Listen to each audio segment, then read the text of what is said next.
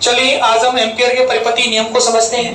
Ampere के परिपति नियम के अनुसार किसी भी परिपथ में अगर हम बी वेक्टर का रेखीय समाकलन निकालें, बी वेक्टर मतलब यहाँ पर है चुंबकीय क्षेत्र की तीव्रता, चुंबकीय क्षेत्र की तीव्रता का अगर हम रेखीय समाकलन करें तो आई जो है, आई मतलब धारा, उसमें करंट जो फ्लो हो रहा है उसका म्यू जीरो गुना होगा। म्यू जीरो का मतलब यहाँ पर है निर्वात की चुंबकनशीलता। मैं इसके स्टेटमेंट को एक बार बोल देता हूं तो आप देख लीजिए। The line integral of the magnetic field B vector around any close circuit is equal to the mu zero mu zero times of the total current I passing through this close circuit where mu zero is the permeability of vacuum. आप vacuum भी लिख सकते हैं, free space भी लिख सकते हैं। तो इसका मैथमेटिकल एक्सप्रेशन तो मैंने यहाँ पर लिखा ही है, कुछ किताबों में बी वेक्टर और डीएल लिखा है, यहाँ पर एन नहीं लिखा। एल का मतलब क्या है यहाँ पर, लीनियर, रेखीय, और एफ जो आपको है म्यू जीरो है जी आपकी परमेबिलिटी, और आई जो है वो आपके करंट जो कि सर्किट में फ्लो हो रही है। सर्किट की यहाँ पर वायर है, हम इसे प्रूव भी करेंगे, एक्स बाई, यानी वायर में जो करंट बह रहा है वो यहाँ पर लिखा, आप चाहो तो यहाँ पर लिख सकते हो तार में, क्या लिखा है जी, तार में। तार से ही परिपथ बनता है, आपको पता होगा, यानी जब अपन वायर यूज कर रहे हैं तो वायर से क्या बन जाती है, सर्किट बन जाती है। चलिए तो इसे हम लोग इंग्लिश मीडियम में पढ़ चुके हैं, तो हिंदी मीडियम वाले देख लो एक बार। निर्वात में किसी बंद वक्र के चारों ओर चुंबकीय क्षेत्र बी वेक्टर का रेखीय समाकलन उस वक्र द्वारा गिरी हुई कुल धारा आई का म्यू जीरो गुना होता है, जहाँ म्यू जीरो निर्वात की चुंबकनशीलता है। याद हो जाएगा आपको ये। इसके बाद इसका गणितीय रूप बोर्ड पर लिखा है, आप एल चाहो लिखना चाहो तो लिख सकते हो, ना लिखना चाहो तो नहीं लिखो। आपने गॉस थ्योरम में पढ़ी होगी तो वहां पर क्या लिखते हैं, वहां पर लिखते हैं एस, एस मतलब सरफेस, यहाँ एल मतलब लाइन, लीनियर, और जो क्लोज क्यों लगाया, क्लोज, क्लोज कर्व के लिए बात कर रहे हैं, क्लोज लूप के लिए बात कर रहे हैं, तो ये क्लोज के लिए। गॉस थ्योरम भी क्लोज सरफेस के लिए होती है, ऐसी जे भी क्लोज लूप के लिए होगा। समझ आ गया इतना। चलिए तो आगे देखिए, अब हम इसे प्रूव करेंगे। तो प्रूव कैसे करेंगे, मैं शॉर्ट में इसे प्रूव करता हूँ, भाषा वगैरह कुछ नहीं। देखो एक्स वाई एक तार है, एक्स वाई है एक तार, जिसके अंदर धारा बह रही है आई। कितनी धारा बह रही है, ऊपर की ओर जा रही है।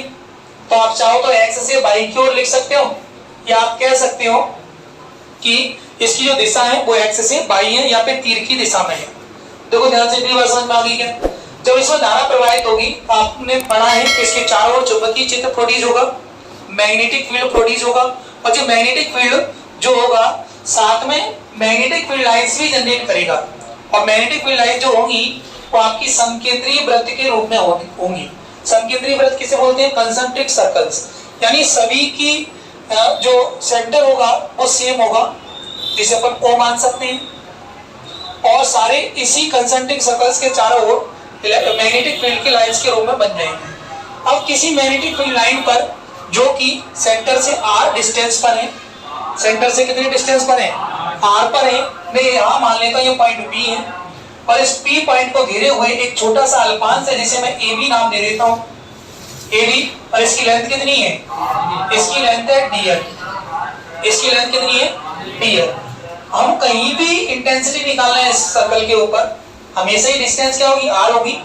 तो हर जगह जब डिस्टेंस सेम होगी तो हम कह सकते हैं बी वेक्टर का जो मैग्नीट्यूड होगा हर जगह सेम होगा, यानी बी वेक्टर हर जगह कैसा होगा, समान होगा। तो जब बी वेक्टर हर जगह समान है तो हम इसे निकाल सकते हैं। बताओ कौन से तरीके से। सीधे तार के कारण हम लोगों ने चुंबकीय क्षेत्र की तीव्रता पढ़ी, सीधे तार के कारण। स्ट्रेट वायर, वो इनफाइनाइटली लॉन्ग वायर, हिंदी में अनंत लंबाई के तार के कारण। तो जब कोई तार की हमने कोई दूरी निश्चित नहीं की है तो हम ये मान के चलेंगे कि अनंत लंबाई का है। किसका है, अनंत लंबाई का। तो इसके कारण हम तीव्रता निकाले हैं। तार एक्स बाई के कारण, एक्स बाई के कारण बिंदु P पर चुंबकीय क्षेत्र की तीव्रता, वैसे सब जगह यानी कहीं भी सर्कल पर निकालो वो सेम ही होगी, लेकिन अपन क्या मान लेते हैं, बिंदु P पर क्या होगी वो, B बराबर mu zero upon 4 pi into 2i upon r। बता दिया मैंने जी। और इसे प्रूव भी अपन कर सकते हैं बाई एम्पियर सर्क्यूटल लॉ। हम एम्पियर सर्क्यूटल लॉ से भी इसे प्रूव कर सकते हैं। अब देखिए, अगर हम b की वैल्यू यहाँ पर इसे निकालें तो थोड़ा काट भी सकते हैं, कैसे? 2 से ये कट जाएगा ना, तो ये 2 से कटेगा तो 2, यानी b बराबर जो आएगा mu 0 I upon 2r, equation number first. यहाँ तो कोई समस्या? अच्छा, पाई और रह गया 2 पाई r, कोई समस्या यहाँ तक?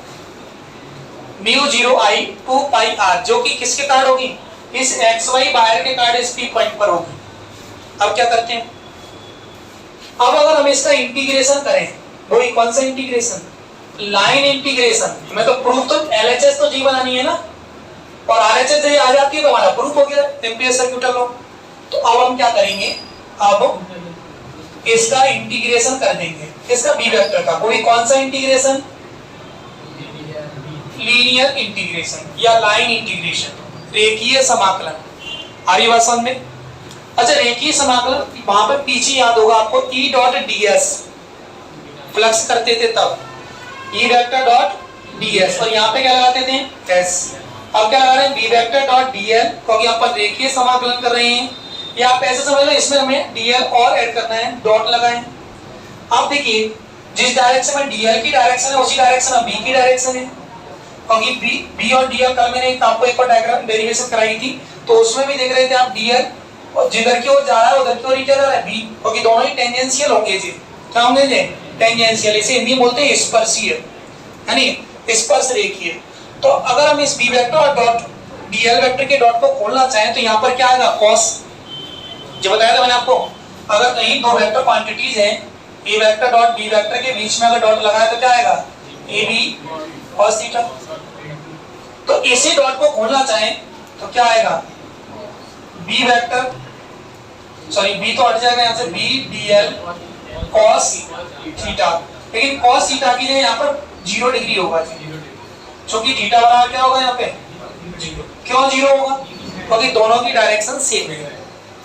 दोनों की डायरेक्शन क्या है? सेम। इसलिए यहाँ पर थीटा 0 होने के कारण अपन ने यहाँ पर cos 0 कर लिया।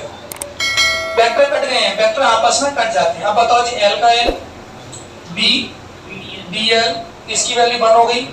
b को बाहर निकाल लो, dl, मैंने आपको बताया चाहे इंटीग्रेशन dl हो चाहे समेशन ऑफ dl हो, इसकी वैल्यू क्या होगी? 2 पाई r। तो आप इसकी जगह जैसे ही 2 पाई r रखोगे और b की वैल्यू ऊपर से रख दो, ताकि ऊपर क्या है? Mu 0 I upon 2 pi r, और इसकी जगह 2 पाई r रख दो। हो गया प्रूफ? प्रूफ हो गया। यही आपका क्या है? एम्पियर का परिपति नियम है। यही आपका एम्पियर का परिपति नियम है। क्लियर है? मुझे लगता है अच्छे से कर लोगे इसे, कि नहीं कर पाओगे? थोड़ा नीचे दिख नहीं रहा था आपसे। यही आपका एम्पियर का परिपति नियम है। सरल है। पहले एक्स वाई के कारण हम तीव्रता निकालेंगे, क्या होगी? म्यू 0 4 पाई, म्यू 0 अपन 4 pi into 2i upon r। अब क्या करेंगे? अपन 2 से 2 काट लेंगे, तो 2 से काटेंगे तो 2 पाई r बचेगा नीचे, है ना। इसकी जो डायरेक्शन की कोई बात करें तो इसकी डायरेक्शन क्या होगी? वृत्त के स्पर्श रेखीय होगी। वृत्त मतलब जीवाला, टेंजेंशियली द सर्कल, सर्कल के टेंजेंशियल होगी, ठीक है ना। आए तो पेपर में। अब इसके बाद अपन ने इसका इंटीग्रेशन कर दिया, तो b vector dot dl vector, कोई कौन सा इंटीग्रेशन है जी? लीनियर इंटीग्रेशन, यानी रेखीय समाकलन। तो यहाँ पर l लगा दिया, b dl cos 0। cos 0 क्यों? क्योंकि डॉट खोलेंगे तो cos आएगा और एंगल दोनों के बीच में 0 है, इसलिए cos 0। cos 0 की वैल्यू 1, b dl, b को बाहर निकाल देंगे, इंटीग्रेशन dl की वैल्यू 2 पाई r हो जाएगी, खत्म।